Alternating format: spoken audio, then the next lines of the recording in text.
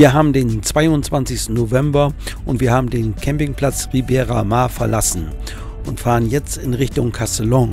Und zwar haben wir ein neues Ziel, und zwar ist es die Grotte St. Joseph. Wir haben schon viel davon gehört, sind aber noch nie dort gewesen, und die möchte ich heute zeigen und auch den Stellplatz, den es dort gibt. Herzlich willkommen dazu. Wir konnten auf dem Camping Ribera Mar unseren Fäkalientank nicht entleeren. Deshalb sind wir jetzt auf der Fahrt zu einem Stellplatz oder beziehungsweise einer Entsorgungsstation, die direkt an der N340 in Benicàssim liegt. Habe ich auch schon mal darüber berichtet. Dort kann man kostenlos entsorgen und der Platz ist auch ohne weiteres anzufahren. Und der liegt jetzt hier gleich an der Strecke. Es handelt sich um einen offiziellen, kostenlosen Stellplatz, wo man auch kostenlos end- und versorgen kann, also auch Frischwasser tanken kann.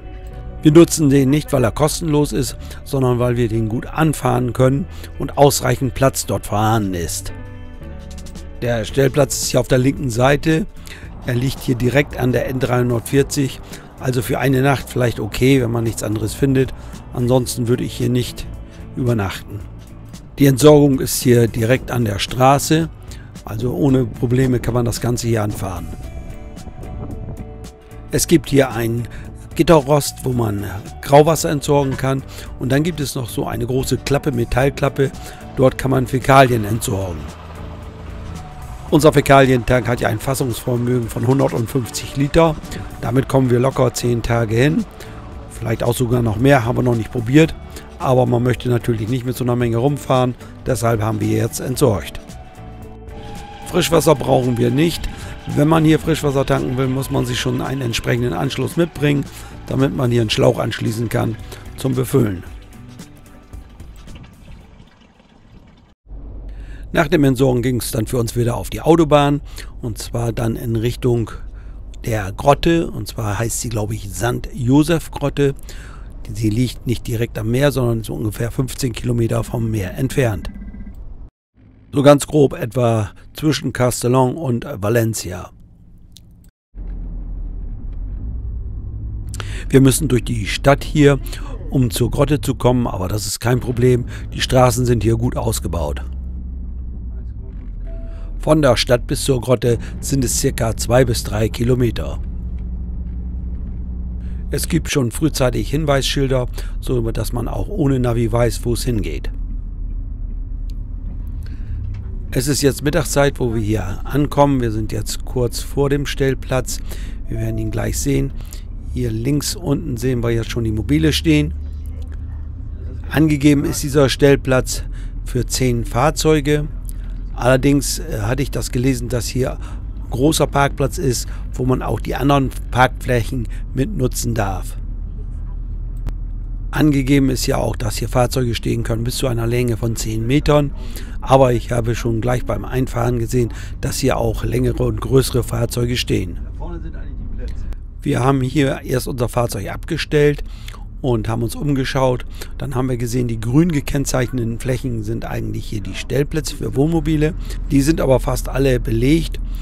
Und ich habe gesehen und auch gelesen, dass man hier auch auf den normalen Parkflächen stehen darf.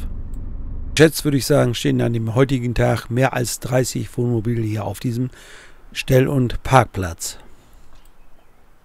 Es gibt spezielle Parkplätze für Reisebusse. Dort sollte man sich natürlich nicht hinstellen. An der Zufahrt ist auch ein kleines Gebäude. Dort ist die Touristinfo untergebracht. Dort gibt es Informationen zur Grotte. Ich habe im Internet geschaut, die Grotte hat täglich geöffnet, in der Hauptzeit zwischen 10 Uhr und 14:30 Uhr. Es gibt Tage, da ist es auch länger geöffnet. Was ich dann noch gesehen habe, es gibt weitere Parkflächen, überdachte Parkflächen, also ausreichend Parkmöglichkeiten sind hier vorhanden. Wir sind hier an einem Mittwoch, dem 22. November, in der Mittagszeit angekommen, haben uns entschieden, hier 2 Tage zu bleiben, sodass wir am nächsten Morgen dann die Grotte besichtigen wollen. Ich hatte schon vorher im Internet mich so ein bisschen informiert über die Geschichte dieser Grotte. Allerdings ist es natürlich schön, wenn man aus erster Hand Informationen bekommt. Und da haben wir jetzt hier jemanden, der möchte uns was erzählen. Hallo. Hallo. Ja, ihr wart schon in der Höhle? Wir waren vorhin in der Höhle, ja. Ja, und hat euch gefallen? Ja, Das war sehr schön. sehr. Ja. Und wie lange dauert das Ganze? Es dauert so 45 bis 50 Minuten. Ja. Es geht erst ein Stück mit dem Boot, dann geht man ein Stück zu Fuß und dann wird man wieder mit dem Boot weitergebracht und dann fährt man die letzte Tour, also so circa 20 Minuten mit dem Boot wieder zurück zum Ausgang. Dann hat Also man noch so ein sehr schön. Man muss an einigen Stellen den Kopf tief einziehen, weil es ein bisschen nieder wird, Ja. dass man sich nicht anstößt, aber ansonsten optimal. Was kostet das? Für Rentner 10 Euro Oh. und für Normalbürger 14 Euro. Ah ja, braucht man einen Rentenausweis dafür? Ja. Den muss man, ja, da müssen wir unseren ja mitnehmen. Ja, das wäre angebracht. Ja, angebracht. Man Ein spart bisschen sich Geld 4 für. Euro. Ja, genau. Genau. Okay, danke euch. Weiterhin eine Gerne. gute Reise. Gerne. Euch Dankeschön. auch. Tschüss. Ciao. Die Grotte ist vielleicht 300 Meter von dem Stellplatz entfernt, also kein Problem, dort zu Fuß hinzukommen. Wir haben uns am ersten Tag schon mal ein bisschen vorinformiert, sind mal hingelaufen und haben uns das alles angesehen, sodass wir am nächsten Morgen pünktlich um 10 dann dort sein können und gleich loslegen können. Es gibt dort gastronomische Betriebe, sodass man da auch was essen und trinken kann. Wenn man also die Besichtigung hinter sich gebracht hat und was essen möchte, ist das hier möglich. Wir sind dann noch hochgegangen zu einer Aussichtsplattform. Von dort kann man dann bis zum Meer hinschauen.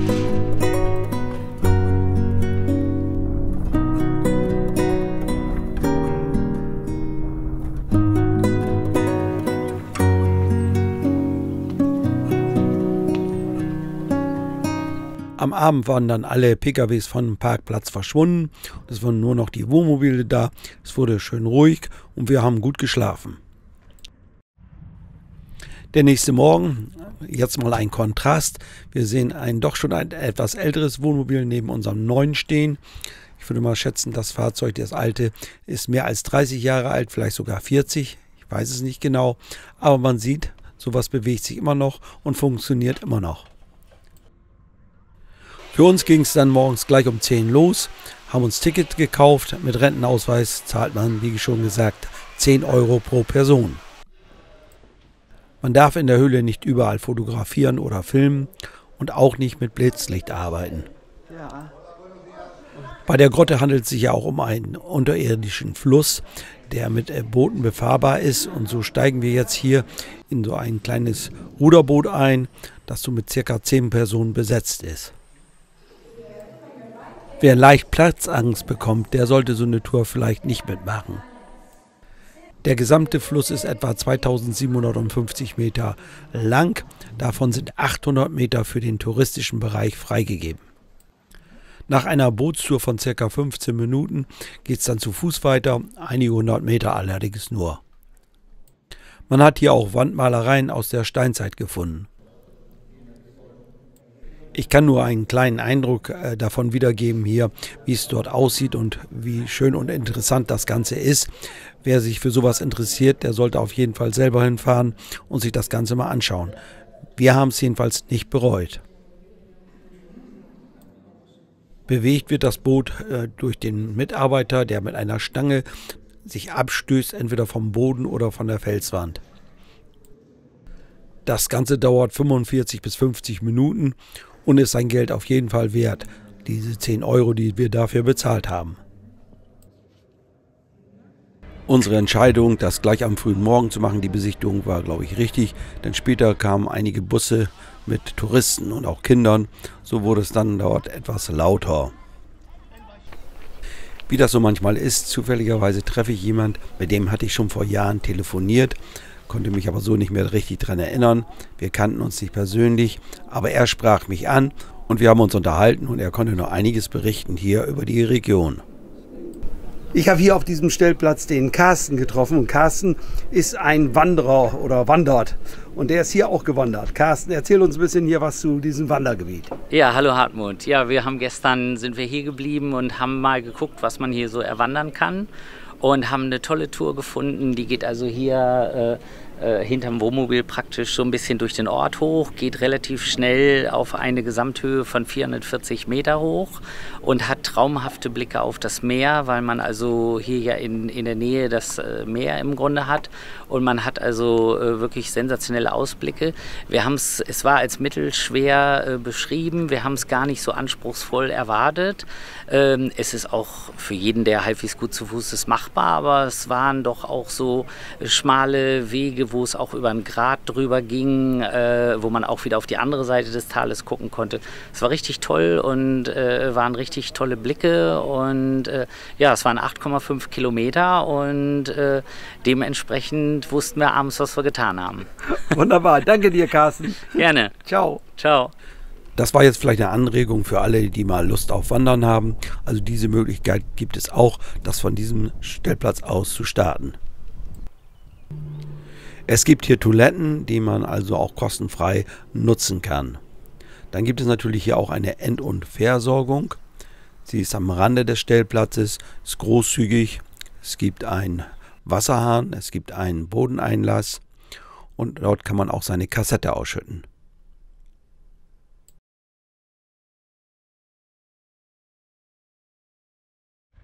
Am Nachmittag sind wir dann mit den Fahrrädern noch in die Stadt gefahren, um etwas einzukaufen.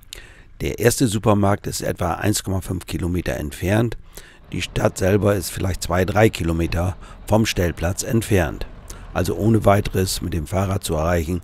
Also zum Einkaufen, zum ersten Supermarkt kann man auch zu Fuß gehen. Uns ist aufgefallen, dass die Lebensmittelpreise in Spanien etwas günstiger sind als in Deutschland. Besonders das Gemüse ist teilweise erheblich billiger als in Deutschland. Es gibt viele neue große Supermärkte in Spanien mit einem großzügigen und umfangreichen Angebot. Natürlich muss man nicht beim Discounter kaufen. Es gibt natürlich auch kleinere Geschäfte, wo man einkaufen kann. Auch Metzger, wo man Fleisch kaufen kann. Da muss man natürlich ein bisschen suchen, findet man aber dann auch. Es gibt immer mehr gut ausgebaute Fahrradwege jetzt in Spanien. Deshalb kommen wir auch gut mit unseren Fahrrädern klar. Das heißt, wir brauchen kein anderes Fahrzeug, um einkaufen zu gehen oder Sehenswürdigkeiten zu besichtigen. Das ist nur in Ausnahmefällen so. Und deshalb haben wir auch in diesem Winter kein Auto mitgenommen, sondern wollen mal testen, ob es uns so reicht mit den Fahrrädern.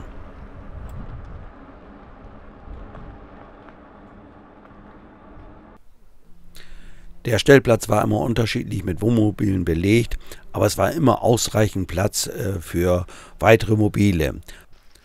Man sollte nach Möglichkeit immer die hinteren Plätze nutzen mit dem Wohnmobil.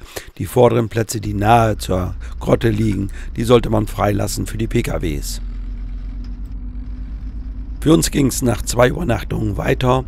Unser nächstes Ziel sind auch wieder keine 100 Kilometer entfernt. Wir wollen in die Nähe von La Marina. Dort gibt es Stellplätze, wir haben dort allerdings nicht reserviert. Wir müssen erstmal schauen, ob wir dort was finden, ob wir dort einen freien Platz finden. Darüber werde ich dann aber im nächsten Video berichten. Ich sage mal wieder Dankeschön fürs Zuschauen und bye bye, bis zum nächsten Mal.